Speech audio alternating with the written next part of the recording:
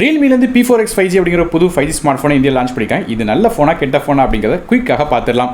ஃபோனோட பில்ட் வந்து நமக்கு பிளாஸ்டிக்கில் கொடுத்துருக்காங்க. அது போக IP64க்கான ரேட்டிங் கொடுத்துருக்காங்க. குட்டி குட்டி மலைத்தூரில் இது தாங்கும்.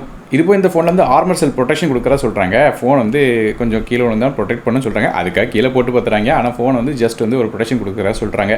மற்றபடி ஃப்ரண்ட் சைடில் ஒரு 6.72 இன்ச்சுக்கான ஃபுல் HD ப்ளஸ் ரெஸ்டோர் LCD டிஸ்பிளே தான் கொடுக்குறாங்க. டிஸ்பிளேக்கு 144 ஹெட்ஸ் வரையும் வேரியபிள் ரெஃப்ரெஷ் ரேட் இருக்குது.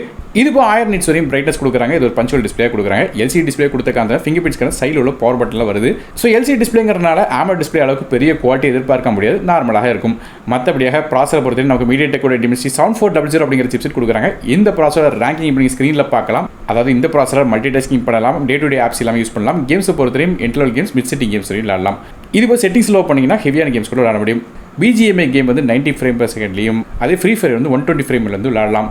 இது இப்போ இந்த ஃபோனில் வந்து ஒரு 5300 mm² VC liquid cooling chamber தராங்க. ஃபோன் கேம் விளாண்டா ஹீட் ஆகக்கூடாதுங்கிறதுக்காக. மற்றபடி இப்போ ஸ்க்ரீனில் ரேம் அண்ட் ஸ்டோரேஜ் பற்றி பார்க்கலாம். நமக்கு ரேம் வெர்ஷன் LPDDR 4SM தராங்க, டீசெண்டாக கொடுத்துருக்காங்க. அது ஸ்டோரேஜும் நமக்கு வந்து UFS 3.1 கொடுத்துருக்காங்க. இதுவுமே வந்து நல்ல டீசெண்டாக கொடுத்துருக்காங்க சொன்னோம். ஏன்னா இந்த ப்ரைஸ் பாயிண்டில் நிறைய பிராண்ட்ஸ் வந்து UFS 2.2 தான் கொடுப்பாங்க. ஆனால் இவங்க கொஞ்சம் பெட்டராக கொடுத்துருக்காங்க. மற்றபடி இந்த ஃபோன் வந்து Android 15 பேஸ் பண்ண Realme UI 6.0 அப்படிங்கிற இன்டர்ஃபேஸில் வருது. அப்டேட்ஸை பொறுத்தவரைக்கும் இந்த ஃபோனுக்கு 2 வருடத்துக்கான OS அப்டேட்ஸும் 3 வருடத்துக்கான செக்யூரிட்டி பேட்ச் அப்டேட்ஸும் தராங்க.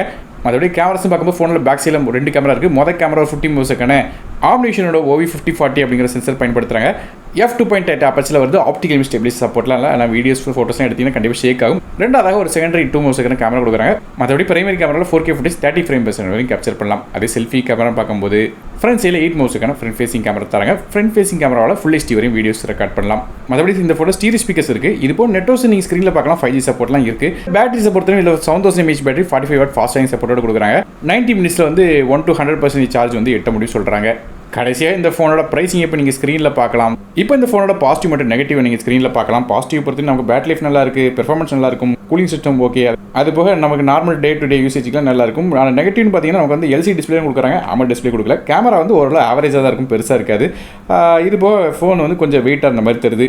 ஸோ இதே மாதிரியே இந்த ஃபோனோட பாசிட்டிவ் நெகட்டிவ் இருக்குது. ஸோ நீங்கள் இந்த Realmeயோட P4X 5G பற்றி நினைக்க முடியாத கமெண்ட் செக்ஷன் மென்ஷன் பண்ணுங்கள். ஒரு ஃபோன் வாங்கணும்னு வச்சிங்கன்னா ஸ்க்ரீனில் வியூ ப்ராடக்ட்டுங்கிற லிங்க் தெரியும், டேட்டா டேக் பண்ணியிருப்பேன், கிளிக் பண்ணி வாங்கிக்கலாம். ஸோ நான் டெக் தமிழுக்காக மற்றபடி சந்திக்கிறேன். நன்றி, வணக்கம்.